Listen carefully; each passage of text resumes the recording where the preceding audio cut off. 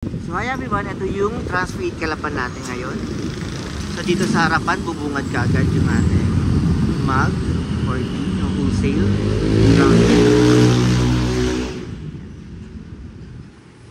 And dito, makikita ka agad yung ating power table. Tapos as you can see, dito, nalipat namin yung embroidery machine. Nandiyan na siya. And then, dito, nilipat namin yung giveaways. Then, dito yung sa production. Ganyan yung itsura niya.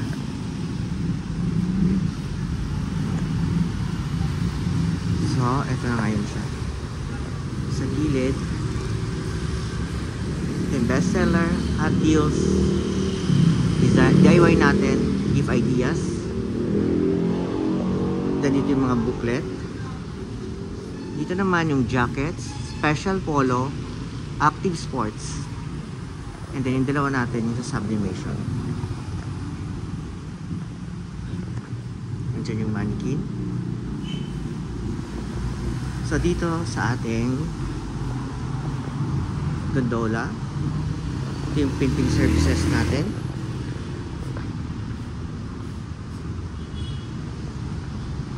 Nandito naman yung tungtong.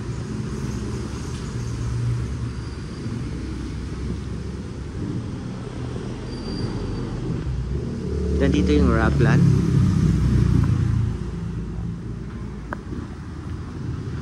Ito naman yung tutong stripes natin, black and white. So dito, nanay na.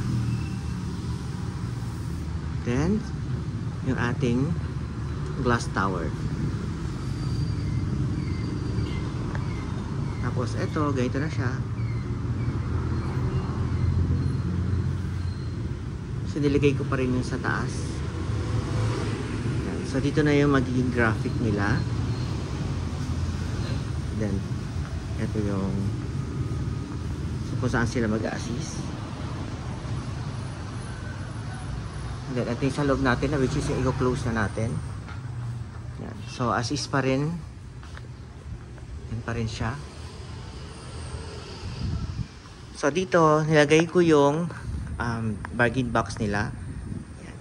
Para sa ROM, yung pwede sila mag picture dito, andito yung dito ko naman nilagay para sa ROM nila kung saan pwede sila mag pictures. Yan. So yung pen sa yung likod ng ginawa natin, yung pinang divide natin, so nilagay ko yung pending area nila. Tapos yung isang computer doon sa labas kanina, since dalawa yung computer natin doon nung una. Yan. So dito ko nilagay sa likod. Ito yung gagawin nating pang ROM. Yan. So dito, ganun pa rin siya. Tinanggal ko dito yung glass tower and yung giveaways. Yung giveaways nga, nilipat ko dun sa harapan. Yan, ito yung bags. Lalagyan ko ng signage yan later. Pang picture nila sa ROM din. Then, ito yung kanilang dry fit round neck wholesale. Tapos, i-ready pa namin dito yung sa mga ipo-pull out. Diyan ko ilalagay siya later. And then, yung sa DTF naman. So, yung sa DTF. So, yung mga ink, nandito na siya. Yan. So, may mga label na rin. Yung kung unused, saka in-use. So, ito yung tsura niya.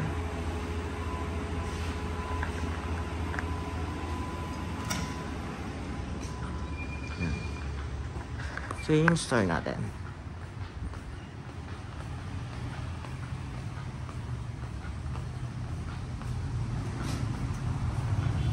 So, hanggang dito na lang siya.